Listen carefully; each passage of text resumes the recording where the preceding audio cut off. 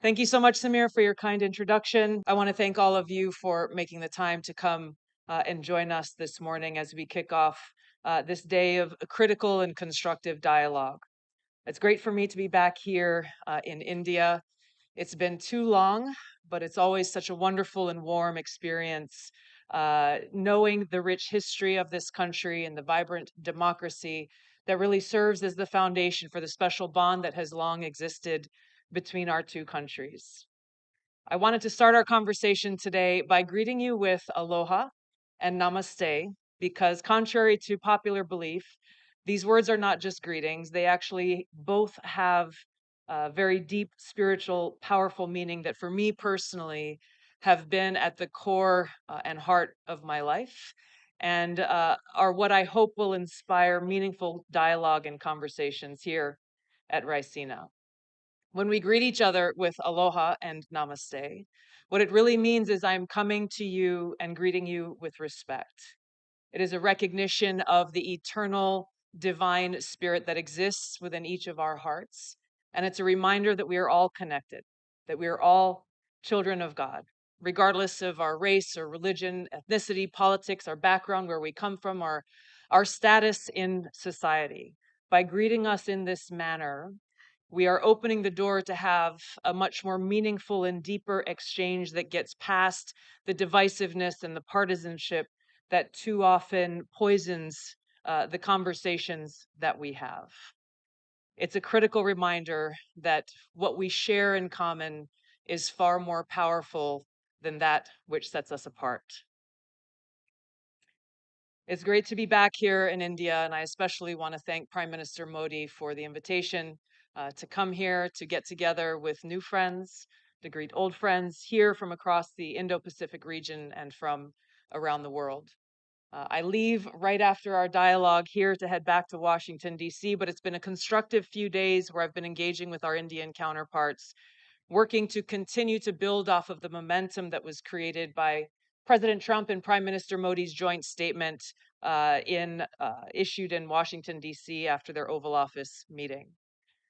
The partnership between our two countries has been strong for decades, and under the leadership of Trump and Prime Minister Modi, and rooted in our shared values of peace and freedom, security and prosperity, I'm confident that this partnership and friendship between our two nations and our leaders will continue to grow and strengthen.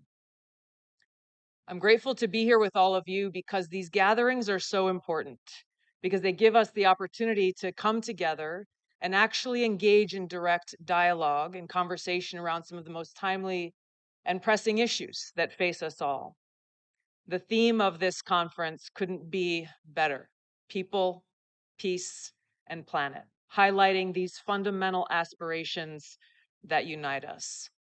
It's the foundation that prosperity, security, and freedom rest.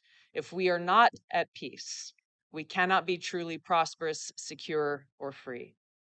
And so today, our actions, our dialogue, the reaffirmation of our commitments to these principles, to one another and our partnerships, and our shared vision for the future provide us with the opportunity to build more meaningful relationships and work together as we leave this conference towards the interests of the people, to protect our planet and to further the cause of peace. I'm a child of the Pacific. I was born and raised, first born in American Samoa, raised in Hawaii. I've spent a lot of time throughout my life traveling throughout the Indo-Pacific and working in many different countries. So I'm very familiar with the rich and beautiful cultures, the kindness and hospitality that I've experienced everywhere I've gone, and the rich history within each country that leads to a better understanding of the nuance and complexities that exist within these countries, but also within the relationships in the region. It's a vast and critical region that's not just a geographic space, it is the geopolitical center of gravity for the 21st century. So ensuring peace and stability here is essential to our collective security, our objective of economic prosperity, and our ability to work together to take on the great challenges of our time. And we must tackle these challenges together. Our ability to do so as nations, as leaders, as people is critical towards achieving our collective goals. Unfortunately, we live in a time where war and conflict is being waged on many fronts around the world. The Bulletin of Atomic Scientists, founded in 1945 by Albert Einstein and Oppenheimer, has declared the doomsday clock to be 89 seconds to midnight, closer to the brink of nuclear catastrophe than ever before. So your focus again on peace, people, and planet is timely. It is times like this that call on leaders to stand up for these interests that affect us all and will affect generations who will follow. Unfortunately, as we've seen throughout history, simply calling for peace too often invokes attacks and smears. Perfect example is during President Trump's recent campaign for the presidency, he made it a pillar of his campaign to share his commitment to peace and to bring his leadership towards bringing about an end to the Russia-Ukraine war, to stop the killing, to prevent this risk of World War III and nuclear war. And for this commitment, he was attacked relentlessly, not only by his political opponents and legacy media in our own country, but even by those abroad. Despite these attacks and smear campaigns, the American people voted overwhelmingly for him to return to the White House and delivered a very clear message and mandate for peace, which he is carrying out as we gather here today. Now, these goals cannot be achieved by any one person or one nation alone. Our ability to make progress toward a peaceful, secure, free, and prosperous society must be done together, and it begins with us. Now, I want to share with you a few excerpts from one of the most powerful speeches that I've heard in my life that was delivered by President John F. Kennedy at American University in 1963 on this topic of peace. He said, quote, "First, we must examine our attitude toward peace itself. Too many of us think it is impossible. Too many think it is unreal. But that is a dangerous defeatist belief. It leads to the conclusion that war is inevitable, that mankind is doomed, that we are gripped by forces that we cannot control. We need not accept that view. Our problems are man-made, therefore they can be solved by man." President Kennedy goes on to say, "Man's reason and spirit have often solved the seemingly unsolvable, and we believe they can do it again."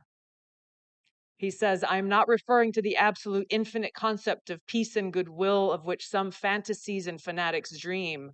Let us focus instead on a more practical and attainable peace, based on a series of concrete actions and effective agreements which are in the interest of all concerned. There is no single simple key to this peace, no grand or magic formula to be adopted by one or two powers. Genuine peace must be the product of many nations, the sum of many acts.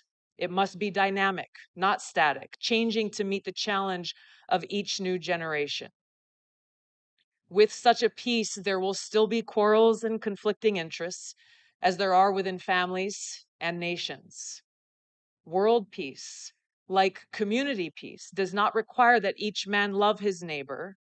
It requires only that they live together in mutual tolerance, submitting their disputes to a just and peaceful settlement." He closed by saying, "So let us persevere. Peace need not be impracticable, and war need not be inevitable. By defining our goal more clearly, by making it seem more manageable and less remote, we can help all people to see it, to draw hope from it, and to move irresistibly toward it."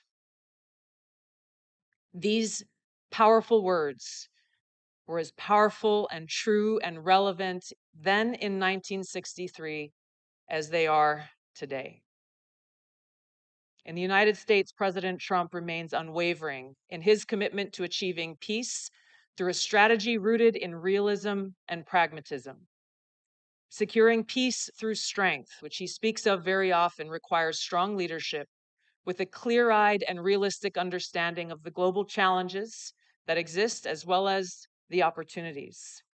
It requires a commitment to fostering cultural and economic ties that reduce the likelihood of an escalation to conflict and a dedication towards reinforcing our mutual interests.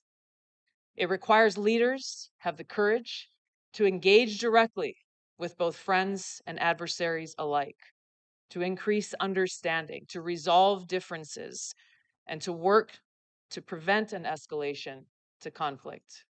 It requires leaders who are not afraid to speak an inconvenient or unpopular truth, and who ask the tough questions, who challenge the established view or quote unquote, the way things have always been done, to spark what may be hard but necessary conversations about the realities we face and the best way forward to advance our mutual cause of peace, freedom, security, and prosperity. So just as President Trump is committed to America first, putting the safety, security, and freedom of the American people at the forefront of his policies and his decisions, Prime Minister Modi is committed to India first. Prime Minister Luxon is committed to New Zealand first. This is the expectation of any leader's commitment to their people, to serve them, to put their interests at the forefront of their decisions. But this should not be misunderstood to mean that America first is America alone. The relationships that we build together are critical to advance our mutual interests. And it's why gatherings like this here at Ricine are so important, because it brings us together here, people from over 120 countries around the world, providing us a platform where heads of state, ministers, directors, leaders in business and nonprofits and strategic think tanks can actually come together in that spirit of aloha for robust dialogue and debate that will help us increase our understanding of one another. It is our shared values that will continue to shape the future of our partnerships and the world. And while we represent our own sovereign nations with unique perspectives and unique interests, by working together honestly, transparently, and strategically, we can ensure a more peaceful, free, secure, and prosperous future for our people and the world. Thank you so much. Aloha. Jai Shri Krishna.